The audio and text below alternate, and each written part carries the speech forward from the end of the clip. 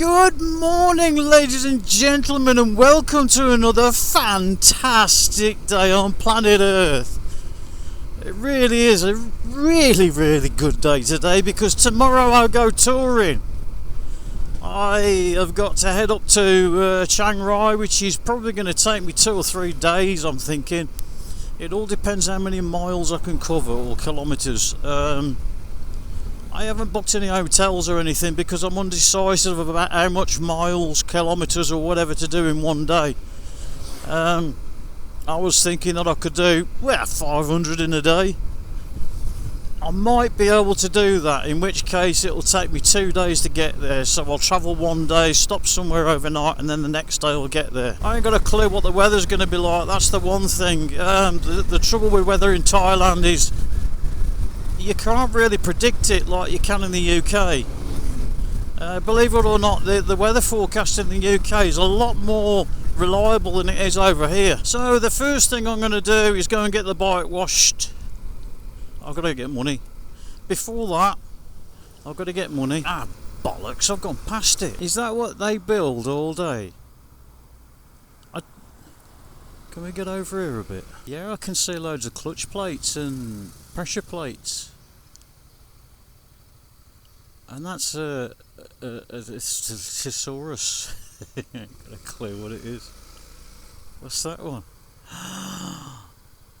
Look at that. How much? I want one. I need one in my life. This is the freedom that you used to get in the UK, and this is what it reminds me of. Total freedom. And there is something called common sense.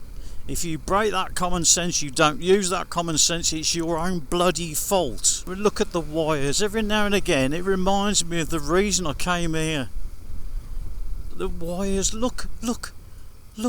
Sheer beauty. Me being the way that I was with all the e-bikes and everything had to be absolutely immaculate all the time. It is just sheer beauty, those wires hanging everywhere. Place is usually open at 10, but I really can't see many people here. It says open 9 AM to 6 PM. It's just total bloody carnage. Total bloody carnage. I don't know where the safe... There isn't a safe zone. There just is not. Oh no, don't you dare. Bloody hell. Here's the next car wash. I presume we'll leave it here. You know, there's little things that get to me. I mean, they've done a spanking bloody job on it. But there's little things like the hand grips. They didn't dry the hand grips off. Yeah, but in 10 minutes they'll be dry, but it's little things like that. But they have actually done a cracking job on it, and they haven't sprayed bloody 3 gallons of that silicone oil all over the bloody thing either. It's nice and matte coloured as it's supposed to be.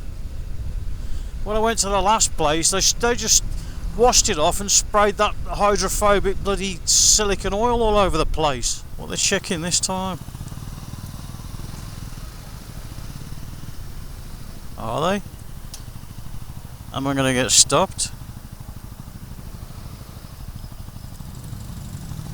Am I really?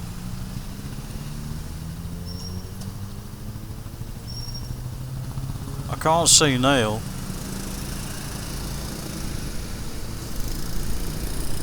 Wow, there he is. I just seen him. Right, Neil, who's a copper. He's from Wales somewhere. When they stopped me there last time, going back about 2 weeks ago, I pulled up and I said, "Where are you from?" He said, "Wales." I said, "How do you get into being a policeman?" He says, "You just speak to people." So okay, how do I become a copper? And he said, "Well, you drop me an email, you go through a few days training, a few outings sort of thing, and if you're okay, then you get a job." I said, "Yeah, but you've got to speak Thai though, haven't you?" "No." He said, "I know enough to get by, that's it."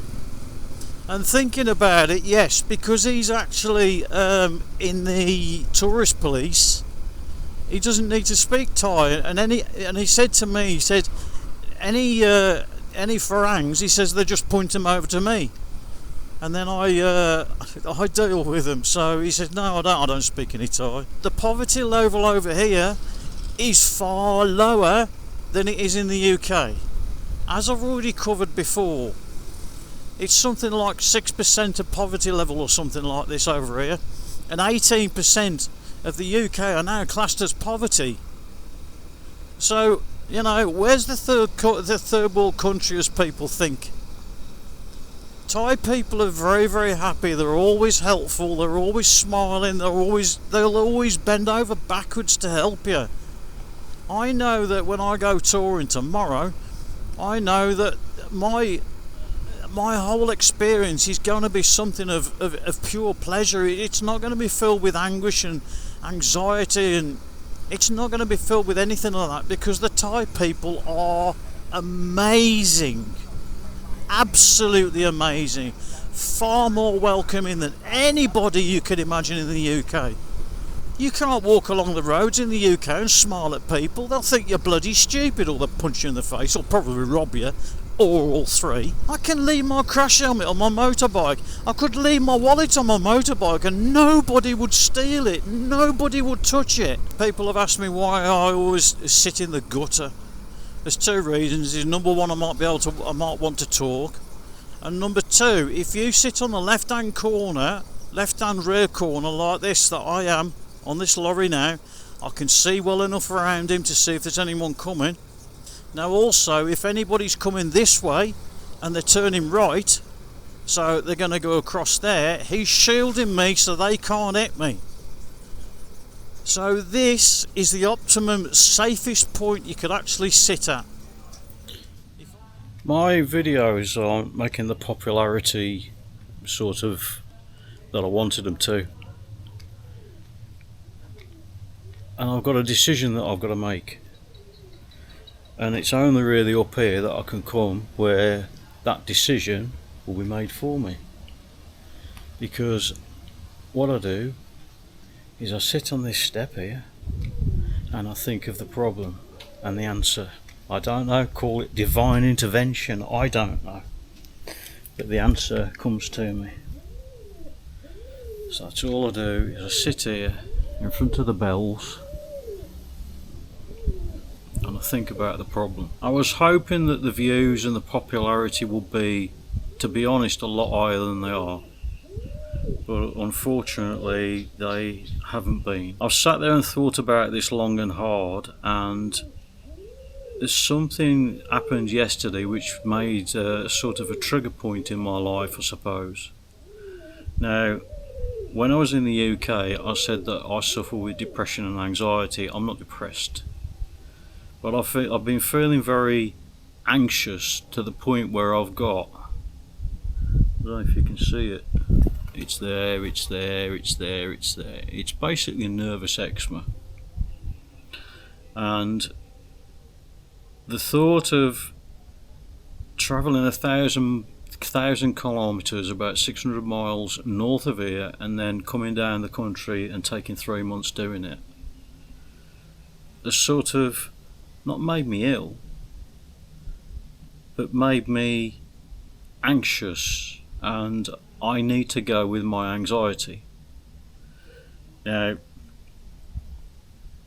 although I've left the UK, I've still got a moral obligation to my family, to my safety and everything else. So as they know that I'm safe, I know that I'm safe, and I've decided that I'm not going to do the tour as I wanted to,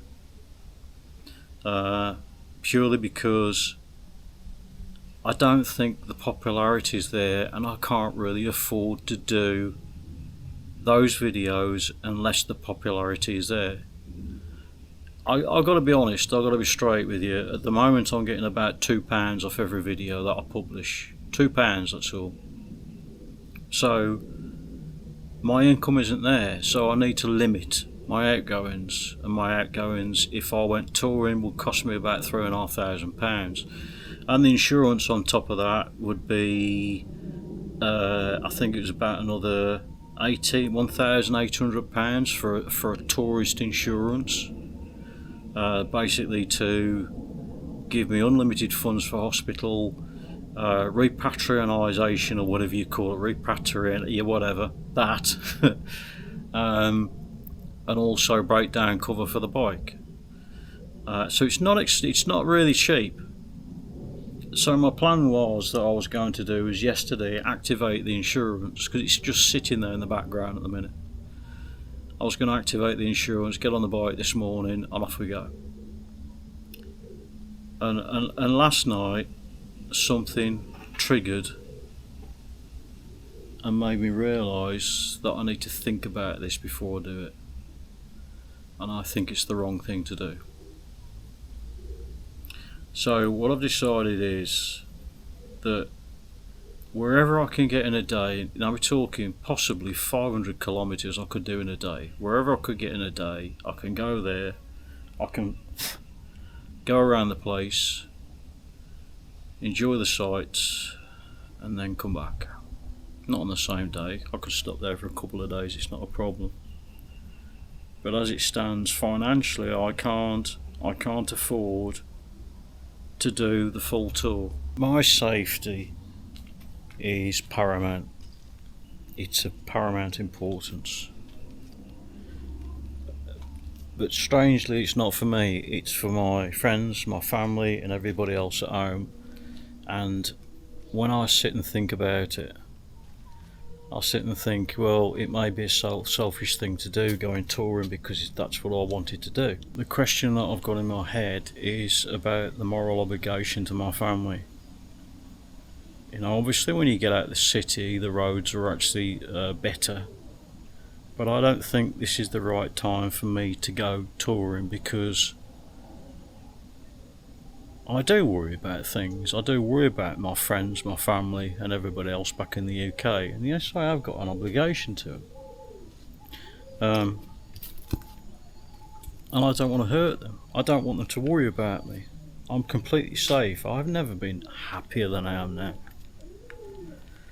But having sat there thinking, well, it's getting closer to the date, and then number one, my face breaks out in this nervous eczema, and then I start feeling anxious about it. I've been sitting here now half an hour, and the answer's come to me, and the answer is, don't do it, Tony. It's not worth it.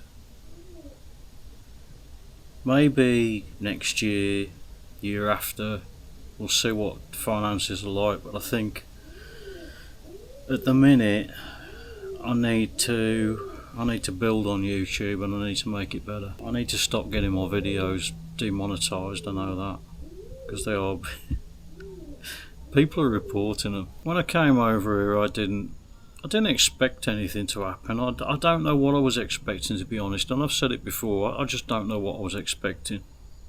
I suppose miracles.